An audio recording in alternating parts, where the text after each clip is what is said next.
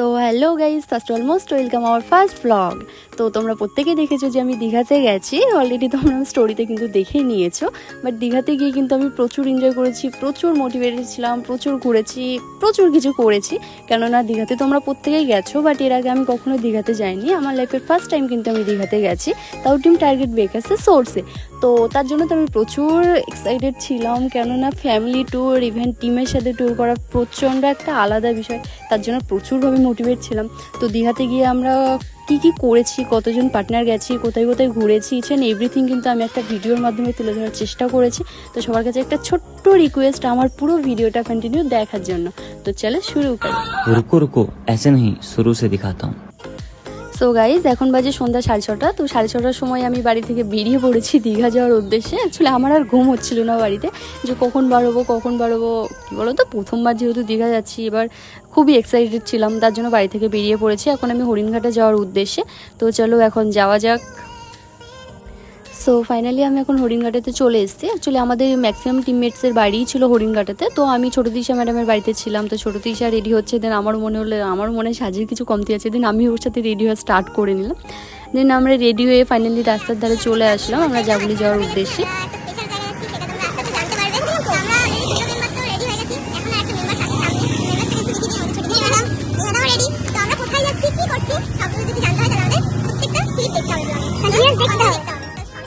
তো ফাইনালি যখন আমরা জাগুলিতে পৌঁছালাম, জাগুলিতে পৌঁছে দেখি আমাদের বাকি সব টিমমেটসরাও চলে এসছে। দেন আমরা কী করলাম, ফ্লাইওভারের কাছে গেলাম, যেহেতু আমাদের বাসে উঠতে হবে। তো এবার ফ্লাইওভারের কাছাকাছি যখন আমরা পৌঁছালাম, দেন আমাদের মাথায় কী আসলো, যে বাস তো অনেক রাত্রে রয়েছে, এতক্ষণ রাস্তার ধারে দাঁড়িয়ে কী করব।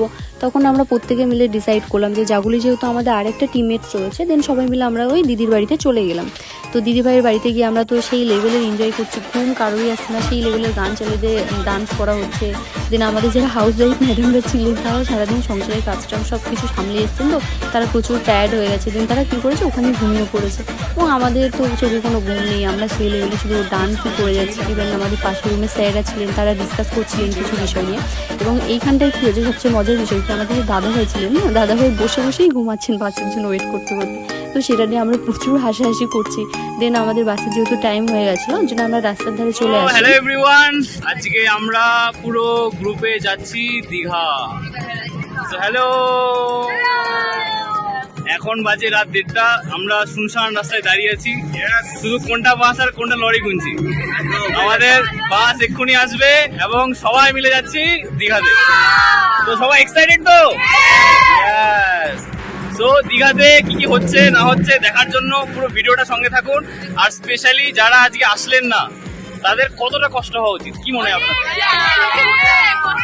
তাদের এই ফাঁকা রাস্তার মাঝখানে দাঁড়িয়ে থাকা উচিত। এবং পুরো ভিডিওটা দেখুন, তাহলে আপনারাও বুঝতে পারবেন জার্নিটা কতটা ভালো হচ্ছে এবং আমাদের সঙ্গে আসাটা কতটা দরকার ছিল। তো এরপরে আবার বাস আসছে, নেক্সট বাসে আপনাদের সঙ্গে দেখা হবে। So thank you. मेरा फलसफा कंधे पे मेरा बस्ता, चला मैं जहाँ ले चला मुझे रास्ता, बूंदों पे नहीं गहरे समंदर पे। ओ, ओ, ओ,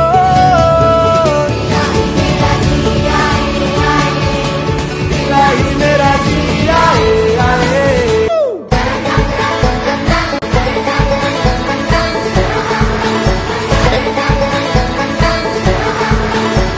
এখন বাজে আই থিঙ্ক রাত 3টার সময়। তখন দেখি যে বাসে প্রত্যেকটা মানুষ ঘুমাচ্ছে, বাট আমি এবং আমার যে সিট পার্টনার ছিলেন স্নিগ্ধা, আমরা দুজন কেউই ঘুমাইনি। আমরা সারা শুধু গল্প করছি আর এটা ওটা নিয়ে হাসাহাসি করছি। তো রাত্রেবেলা যখন 3টা বাজে, তখন দেখলাম যে বাইরে খুব সুন্দর একটা ভিউ, নদীর উপর দিয়ে আমাদের বাসটা যাচ্ছে। তো সেটা দেখতে খুব ভালো লাগছিলো। তো সেটারই একটা ভিডিও করলাম এবং আমরা দুজন সারা রাত গল্প করতে করতে ফাইনালি কোলাঘাটে পৌঁছে গেলাম।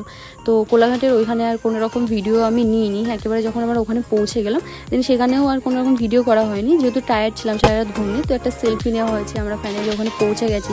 দেন পৌঁছে ওখানে ব্যাগ ট্যাগ রাখার পরে আমরা সোজা চলে গেছি সমুদ্রের ধারে, যেহেতু সমুদ্রে কখনো যাইনি, ফার্স্ট টাইম ছিলাম।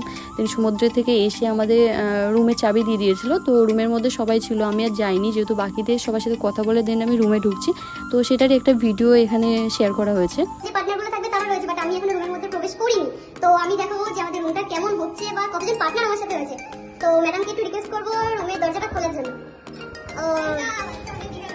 ওকে, তো আজকে আমার সাথে রয়েছে আমাদের ছোট তিশা ম্যাডাম, ইভেন আমাদের বড় তিশা ম্যাডাম। আজকে কিন্তু আমরা 3 পার্টনার আজকে একসাথে থাকবো। তো আমরা খুবই এক্সাইটেড। তো আজকে কিন্তু আমাদের রুমটাও কিন্তু খুবই সুন্দর, খুবই দারুণ, একদম সেই লেভেলের আর কি, কিছু বলার নেই, জাস্ট ওয়াও।